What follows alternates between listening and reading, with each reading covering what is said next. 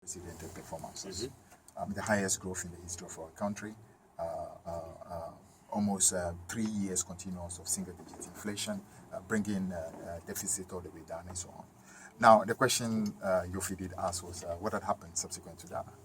What had happened subsequent to that was simply this, that at the close of 2012, when we took into consideration the quantum of public sector wages together with the arrears, that was taking public sector wage from the 2.5 billion, which was during the time of the MPP. That's right. To anything in the region of about 7.58 billion at the time.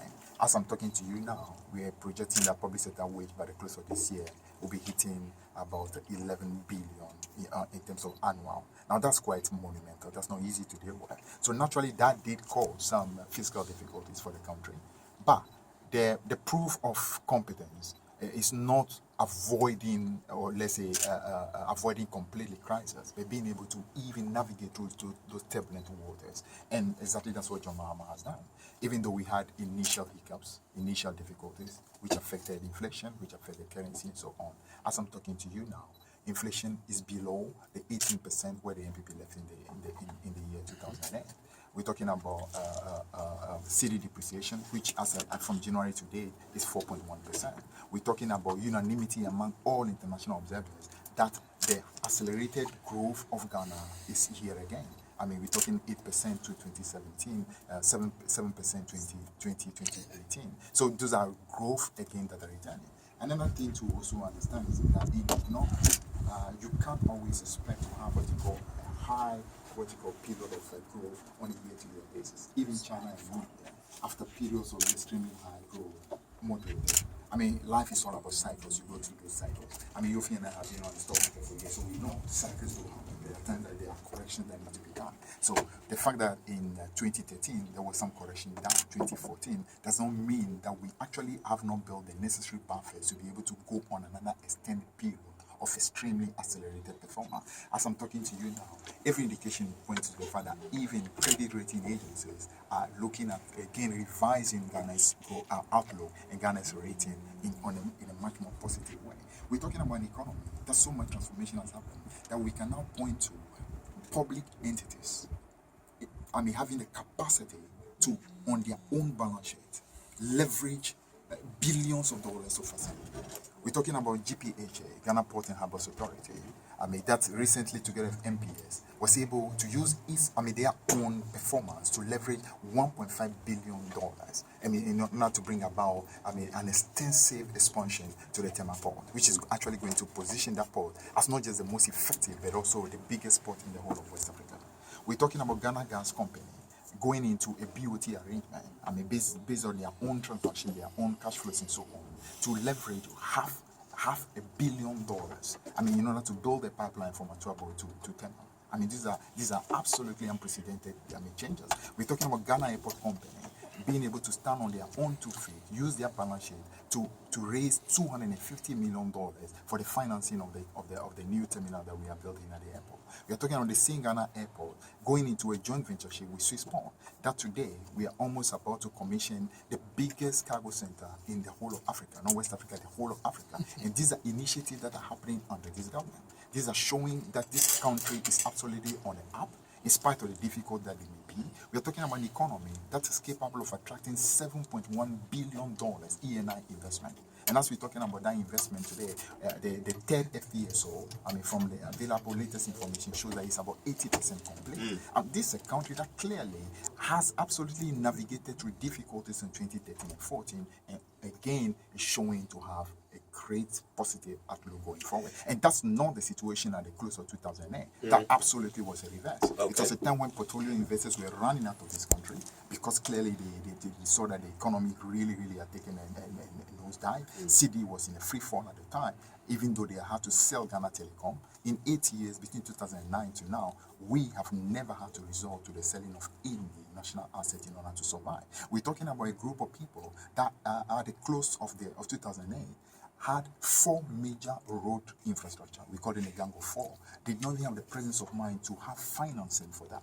We had to come and look for money to actually build the gang of 4 for to deal with the gang of 4. Absolutely. Now, you talked about non-oil GDP growing under your administration. How much of the rebasing gave you a positive boost? No, hold on.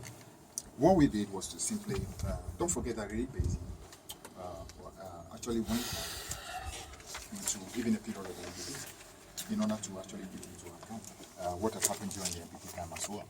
And now, the reason why we decided to go purely non-oil was simply so that we can compare apples to apples instead of comparing apples to oranges. Okay? And on that basis, actually, I even forgot to even mention, if you were looking at even MPP's, should I call it, below par performance, MPP's relatively unimpressive performance, you can even do a little comparison of even the previous NDC. In terms of nominal terms, if you look at, for example, what the NDC one achieved. But you did say earlier that nominal conversations aren't in the best interest of the nation.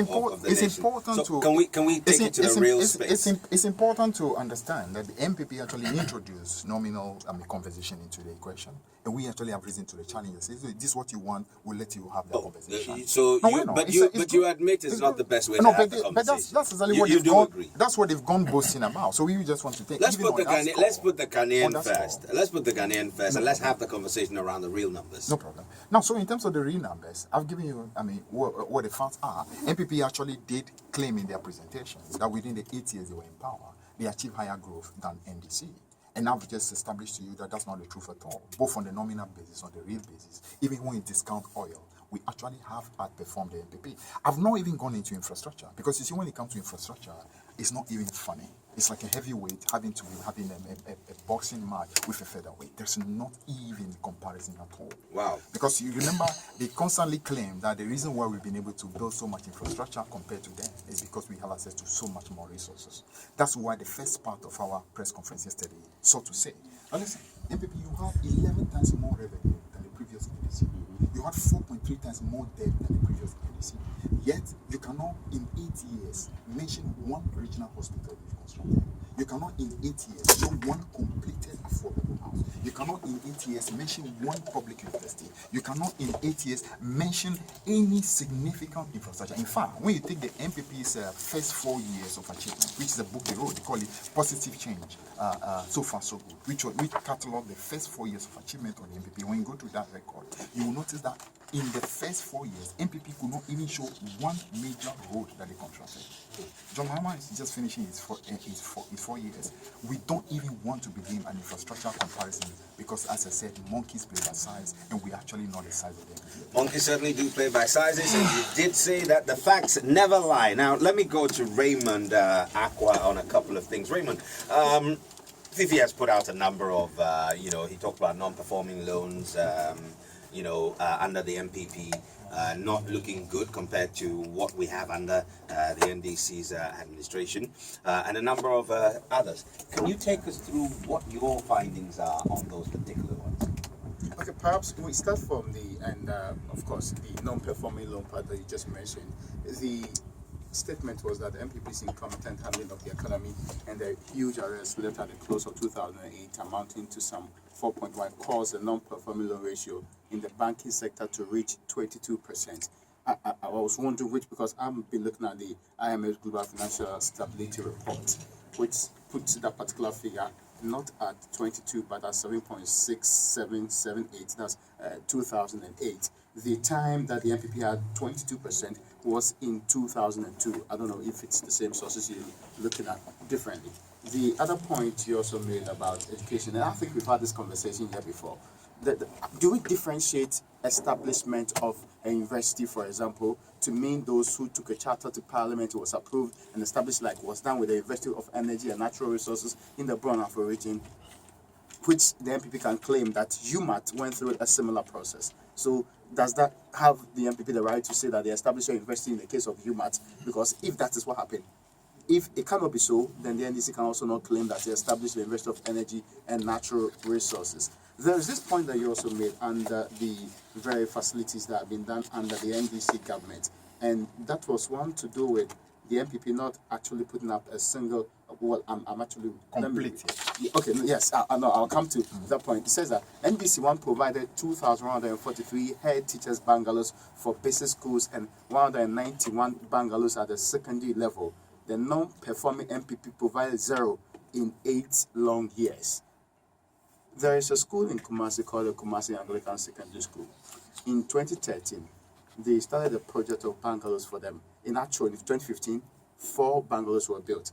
And I've just been speaking to the former assistant headmaster not long ago, and I needed to clarify whether indeed these structures were built. But as we have it currently, the assistant headmaster domestic, the assistant headmaster administration, a senior housemaster, and even there's a smaller bungalow for the head of the home economics department.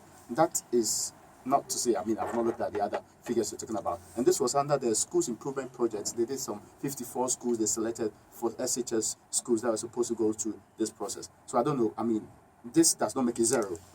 If indeed Are you talking about built when? Which year? In 2003, completed in 2005. I'm talking about Kumasi Anglican Secondary School. 4 different bungalows at this stage. One for the assistant headmaster in terms of administration, the other for domestic. A senior housemaster is also occupying one as we speak right now. And I asked the people to check for me again on the grounds to see whether indeed this can be true. If you can in any way. Anyway, thank you very much. I mean, the fundamental issue has to do with this, that if you compare, the record of the MPP to the previous record of the NDC and the current record of the NDC, we absolutely overshadow the MPP in every way. Some more specific details could be found, not to be able to clarify, but there's no running away from the fact, for example, that in 8 years, NPP cannot show one regional hospital that is completed. I mean, there's no running away from that. There's no running away from the fact that NDC actually has had a better performance in terms of educational infrastructure, not just at the basic level, but at the secondary level, and also at the tertiary level. There's no running away from that. There's no running away from the fact that NDC clearly, both in the past and now, have shown greater performance in terms of energy infrastructure, the extent of taking electricity to every nook and cranny through the district and so on, and what it is that we've been able to do in terms of increasing the access to electricity and so on. So, I mean, I think NPP themselves, in their own statement, did acknowledge that clearly a lot has been achieved in terms of development, but they only said the only reason why we've done so, according to them, was because we've got 12 times more the revenue that they've had. So and I'm just establishing that, listen, having revenue per se doesn't justify, because they had far more revenue than NDC1, but NDC1 still can actually overshadow them in terms of performance. Are you by what you've just said, taking back the statement that no affordable housing unit had been not a single. The affordable housing continues to be the fact that they didn't complete. They did not complete one. No, but the actual claim I made reference to is not about affordable housing. It's about this was the teachers' bungalows. Yeah, that was done. And said that none, 0 was done during the MPP's time. Yeah. I'm just pointing out one that I have seen and I have verified that this was done within this particular period. That's just what I made reference to. Okay. Yoofi. And the other point of non-performing the non-performing loans. I don't know, but this is data. If you can look at it, this is the IMF's data. If you check the periods, they actually draw the map nicely to do it. The only time we had a 22.7 was still under the 2002, I think, and not necessarily 2008 as you put out in the statement. I don't know if you have a different. Let me explain a bit of what happens. In 2008, when it took us several months to start computing, for example, the extent of the barriers that was not very easy to compute. Until we presented the budget at the close of 2010, we were still, taking on board a number of huge areas that were left. I'm not talking about the 1.5 billion cities of Thor, for example. I mean, so you had quite a number of those that were happening, a number of contractors who were being owed, and all those things were actually hitting the banking sector. Now, so the 22% or non-performing loan I'm talking about had to do with real, what you call, cumulative effect of the issues that were left in 2008. That reflected, that's what took the non-performing loan all the way to the 22%. But that would have been revised, right? No. We didn't revise it? No, it's not. It's not a revised figure? And the same issue, for example, that I've just mentioned, is the same thing, for example, that accounted for the fact that initially when you mention about Dr. Dufo, I mean, quite those very early months, the full picture of what really was left behind was not totally available. You got to know a lot more, what I call gory and very unfortunate details, as the months rolled, you got access to more information. Okay. Yoofi, yes. What's your take on the comparison? According to Fiifi, you don't compare at all. It's like a weak featherweight boxer in a ring with a very well fine-tuned and toned heavyweight boxer. Fiifi is a good friend of mine, and I've seen him in his professional career. And maybe he's in the wrong place. He probably would be much better as a commentator for sports than for economics, because he's so way off, and it's a figment of his imagination that is spewing out there to Ghanaians. What are your counter numbers? Let's do some hard numbers on this. I mean, numbers, giving us some numbers. Yeah, numbers are important. First of all, he says in 2008, what you said, the GDP growth at 2008 was what? Please make your point. No, you said it. You said I should contest you, so say it. First of all, he was wrong. So either he lied or he doesn't have the proper information. It was 9.1. Now, you've just been proven by Raymond that some of the numbers you are spewing out are false. And you keep doing this all the time. It's not helping us as a country. You can't go out just rattling numbers and expect people to believe in. Meanwhile, people out on the street can't pay school fees, can't pay medical bills, can't pay for electricity. People are dying at Kolebu because they can't pay simple medical bills. You are talking about, we are touting our infrastructure. Every government puts in infrastructure. There are many things that the NPP did in their time that you haven't done. But you see, for me, the critical element of all this in the political economy is you go and stand on platforms and campaign to be voted on. When you can't solve problems, then you start blaming the previous government that because they did this and that, you can't. I mean, we are talking of GDP growth. In the past 5 years, your GDP growth is trending downwards. Under whose watch? Is it an NDC government led by John Mahama? Give me one macroeconomic indicator which has improved over the past 4 years. Give me one. Give me one.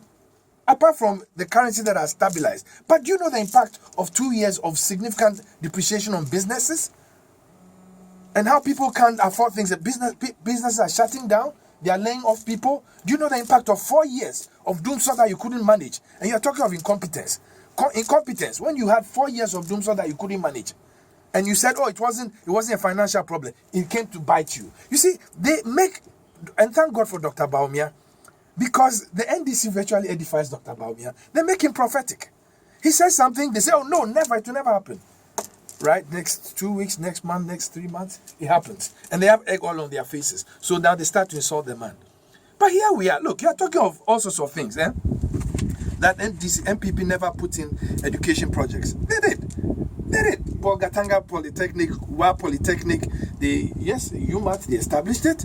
38 training colleges upgraded from diploma to massive instructor upgrade. 15 designated science colleges. 56 model senior secondary school started. 31 were completed. We won't come and say we'll do 200. We gave a significant number that we knew we could work on. We've done a good proportion of it. As you said you're 200, you've done 10. You said 130 in the state of 8 years of government. Meanwhile, you come and stand there and tell us that, when we compare this to that, you should compare apples to apples.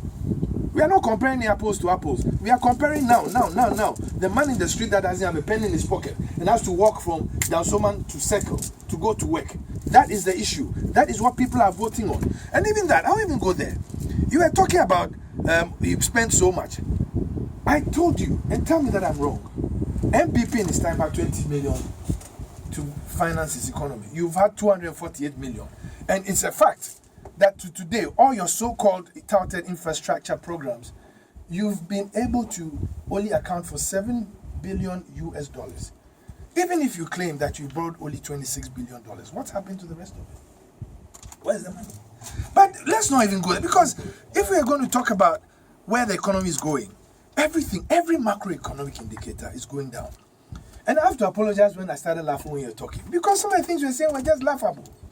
And I get emotional when you don't feel for the people and you come and sit down and talk about comparisons when what is on the ground does not merit it. If you've improved infrastructure that well, it should reflect in people's pockets. And the difficult thing is that NDC has so borrowed that today, interest payments are in excess of 10.5 billion a year.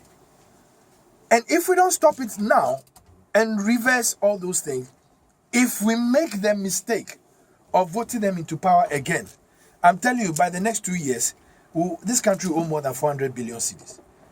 And the interest costs will not enable us to do any infrastructure development, cannot even pay recurrent expenditure. And right now, we can't pay recurrent expenditure. We've had to go to the market to borrow, to pay interest, and to pay people's salaries. The IMF managing director even did indicate that all the money we've borrowed, most of it has been used for consumption, not development.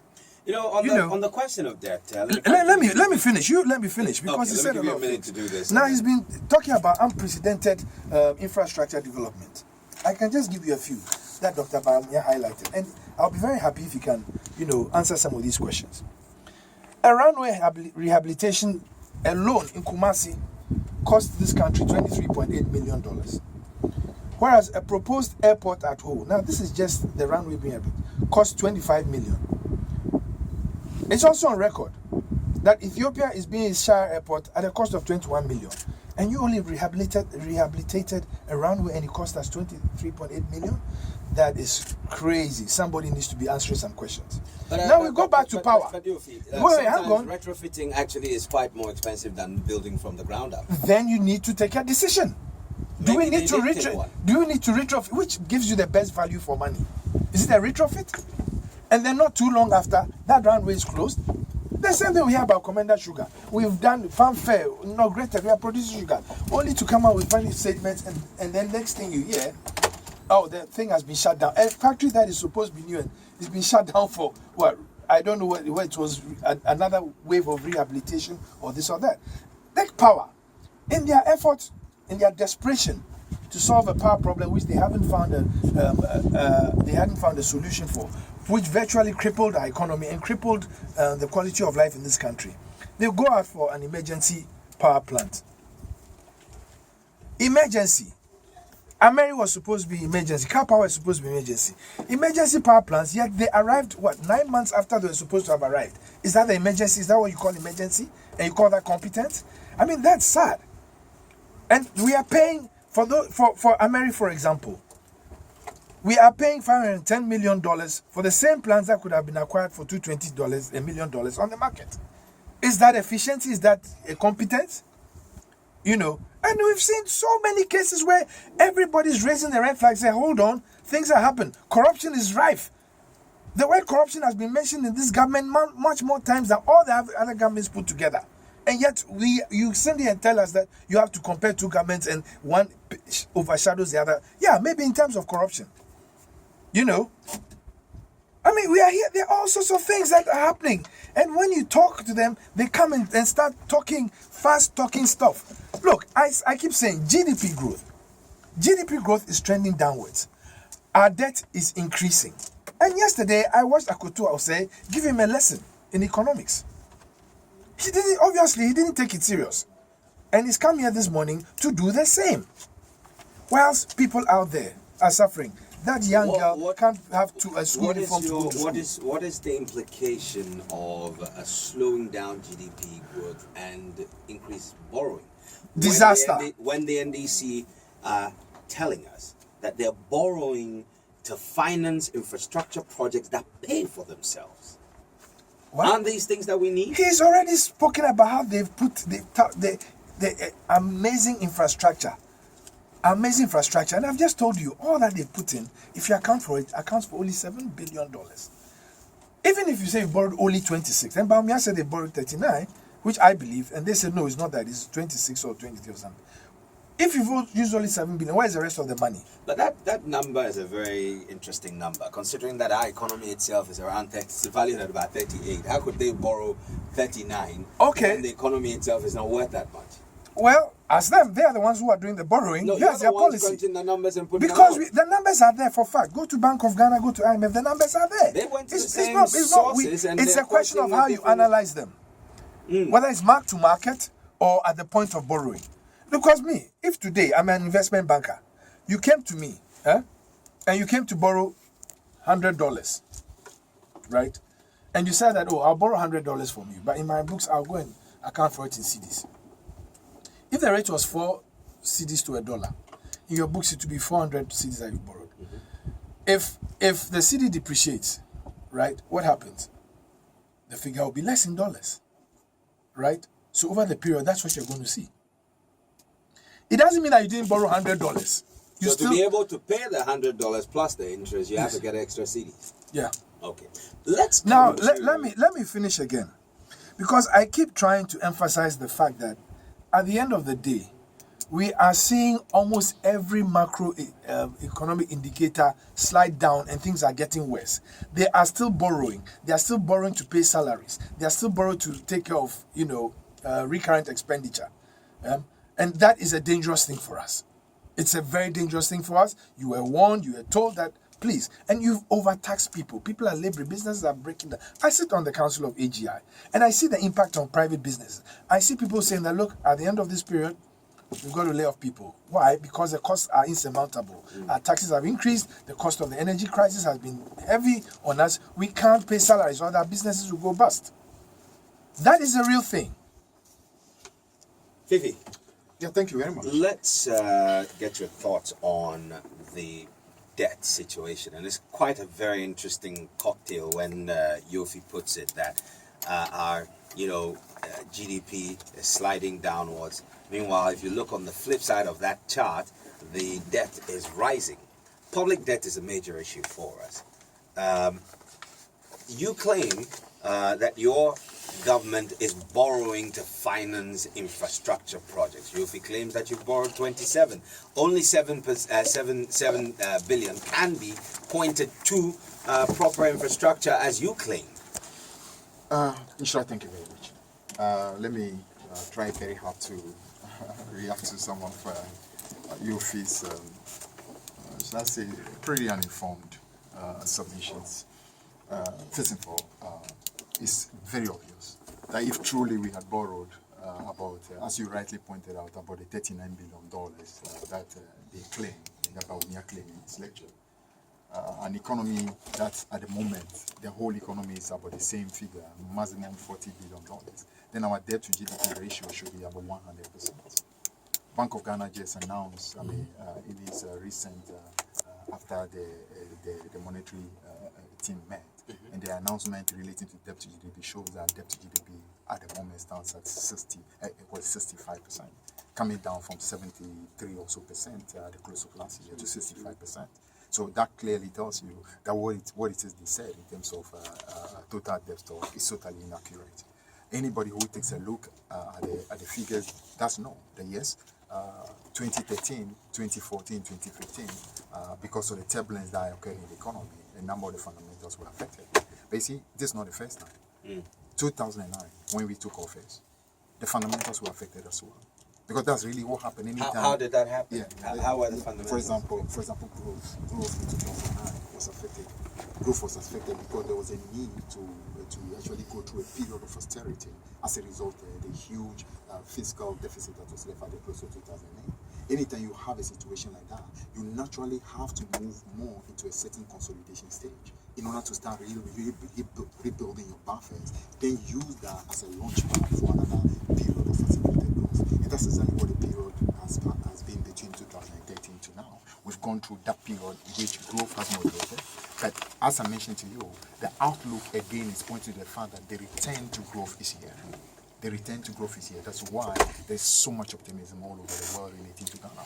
That's why you are seeing such quantum of investment that are flowing This into year economy. alone, Moody's and Co have been, putting us on very interesting ratings. No, just wait to hear the announcement that are actually forthcoming. No, I'm speaking from a purely non-economist Ghanaian consuming news perspective. That I've had at least 3 different downgrades or caution ratings for us. So will this new one take us beyond, say, a B plus? If you do, for example, take a look at the World Bank IMF assessment of Ghana's economic outlook, there's unanimity that 2017 would see a minimum 8% growth. 2017 will see roughly about the same. That tells you the confidence that it is returning back to this economy. Why is that confidence returning? Why? Because you've been able to literally take out the downside risks that have affected the economy. The most principal risk that this economy has faced from 2013, 2014 had been the quantum jump that happened in the public sector wage. Now, if you And have you stemmed that? Of You course, already were of talking course. about it going to about 11 billion in a year. No, you see, you always have to look at it as a percentage of the tax revenue. Around 2013, 2014, sometimes when you added the arrears and the compensation package, we were sometimes looking at in the region of 80-85% of public sector wage as a percentage. You know, when I excuse hear- me, it's important. Please, Okay, please. make So, this point. it's important Yeah. I continue making my point.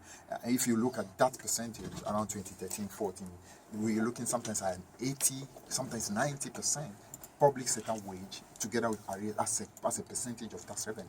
Now that has moderated. That has come down to the early 40s, and the plan is to continue engaging labor in order for it to come back to what you call the West African average, which is really around the 35%. That is the most sustainable way forward, and that has happened. We've also dealt with other downside risks, such as, for example, subsidies. We've taken out quite a lot of those subsidies in order to allow the economy to really start operating on an even keel. Now, these are the downside risks that constantly you've have been eliminated covered. now. They've gone. That's why there's Fair confidence going forward, knowing that inflation now has started trending down. Fair enough. Just allow me to make these two quick points, just as follow-up on just the point you're making. Number one, when I hear the fact that, tax revenue is going up, the question I ask is, how has your tax net improved? How much more tax are you collecting? Or are you going to be taxing the same people over and over again? The second thing is this, that you point to single spine being a problem, an albatross around your neck, but you're fixing it. Who gave the single spine scheme legs to walk? Who put the values to the wages to the point where it almost crippled this economy? It doesn't matter at all who gave. What is important is that the country... It doesn't? Hold on. What matters is that the country as a whole made a decision. And that decision was the fact that there was a need to incentivize public sector workers who are very important to this country as a way of maintaining what you call high quality within the public sector. There's no dispute about that. All government have agreed that the public sector plays a very important role, and there was a need to incentivize. That is a reality. It's a reality you must manage. That's what governments have. No, I'm having difficulty reconciling the what you call a reality. I'm just stating. I'm stating what the facts are. No, the facts I is that we had appreciate single that. span. I want to manage that. Fiifi, for the benefit of our listeners, I want you to help us paint this picture properly. You're saying that it was prudent for us to start dicing up the cash cow that feeds everyone at the expense of it grazing so that it would be fatter for later. If you wanted to actually go even into the genesis of the single spine, you will recall that the single spine was first announced after the NPP lost power in the second round. In the very, 2 days to exit. Yeah, but you implemented it. President Kufuor announced that. Of course, if an outgoing president comes and he mentions a critical thing such as jump in salaries of workers, a government that follows will actually not have it easy going to retain that decision. You actually, if you do that, what you do is you poison the ground for yourself right from the wake-up. So you needed to take them on board and find ways in which you'll be able to manage that. But having said all that, the most important thing is that we've been able to go through that turbulent water. Today, the public sector wage as a percentage of tax revenue has come to a much more moderated level. These are the reasons why you are seeing what you call a return of stability. That stability is what you've seen, for example, in the building up of our reserves. We've not even added the recent $1.8 billion that came from cocoa syndication. We've not added yet how much money we got from the Eurobond. We've not added yet. And we're talking reserves of about $5.4 billion. That's massive compared to the $1.8 billion our friends. And you're still waiting for that tranche from the IMF as well, right? 2008. Now, so this you can, by every stretch of imagination, you clearly see that this is an economy that absolutely is looking promising. We're talking about an economy where growth in energy demand on an annual basis is about 12%. That is pretty high. An economy where port activity has become increasingly strong. That's why, you are looking at the transformation that is taking place in our port and harbors as absolutely great. In a minute, tell me about the tax. You talk about how, tax revenue is going to grow. So even if our salary scheme bill is about 11 billion a year, you're anticipating that tax is going to outstrip it in such a way that it won't have an effect on us. The question I'm asking again, please, in a minute, how much tax are we collecting? Have we increased the tax pool or the net so that we're going to collect more, or are we going to tax more the people who already are being burdened by the taxes? It's always a combination of different tools that you use. I mean, in managing your public finance, every nation in the world will clearly look at getting access to more revenues. And some of those revenues will definitely come from taxes. Others will come as a result of the economy that is expanding, and therefore much more money coming into that economy. And therefore that brings about different indirect taxes and so on. But at the same time, I mentioned to you that we have gone through a process of engaging public sector workers, engaging them in a manner where they can understand a sustainable way forward. Because you can actually have a short-term situation that at the end of the day will jeopardize the economy. We can have one that is much more sustainable. When you actually agree that, listen, let's move forward at a certain pace together. So are you admitting that the single spine scheme had a flaw in there? I thought I've said right from the word-go that So, it's been a single So why did you implement something that had a flaw? Because it's an important thing that needed to be done. But it has a flaw. Life is all about managing difficulties as they come. You cannot have it perfect all the time. The IMF doesn't get all the decisions right. The negotiations you're having right now, No, could that not have happened at the beginning to say that this is flawed, let's go back to the drawing board, let's fix it, and then we can all be comfortable in the future? You see, that's already a horse that's already bolted. Talking about a horse that's already bolted is absolutely wasting everybody's time. It has happened. The important thing is to be able to manage it and be able to navigate through the waters, and we've done so. And we've brought this economy again on a cusp where growth is about to accelerate, where stability has been restored, where high confidence has come back to the economy, totally different from the economy we saw in 2008, which absolutely had portfolio investors running out of this country. Inflation had gone up, reserves had gone to as low as 1.8 billion. They could not even have money to pay for the Gang of 4 road. I mean, non-performing loans had gone very high. That economy, compared to the economy John Mahama is about to finish at the end of his first term, are actually way. Yoofi is shaking his head vigorously, and we will find out why in a minute. We'll be back with more on the Super Morning Show.